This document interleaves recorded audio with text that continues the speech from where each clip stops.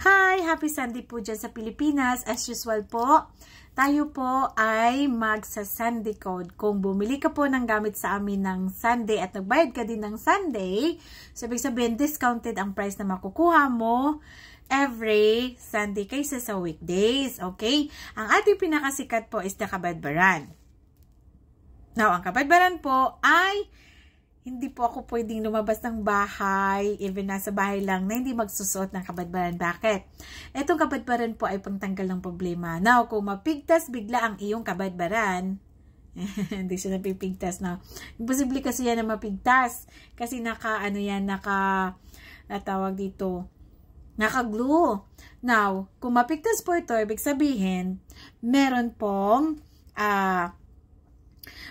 naninira sa iyo or may kakaharapin ka na problema. So, ang kabadbaran din, kung suotin mo to, dapat right. So, sa akin, lip and right kasi ako. Pero ikaw, pwede rin sa right lang po. Right po siya ang pinakamalakas niya kasi protection siya. Dahil hatid na din siya protection sa kamalasan, sa mga problema. And also, pampayaman din po ito. So, ibig sabihin, tatanggalin ka niya sa kahirapan, lalo na yung sambitin niyo yung aram igusong bipaternidad. This one is really, really good. Now, ang price po nito every, this one every Sunday is 500 pesos. Pag weekdays po, this one is 700 pesos po.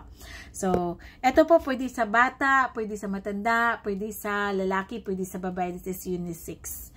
So, comment lang po kung gusto nyo ng kabadbara screenshot. 1, 2, 3. Again po, ang ating only GCash is only G. Florly Micabalo.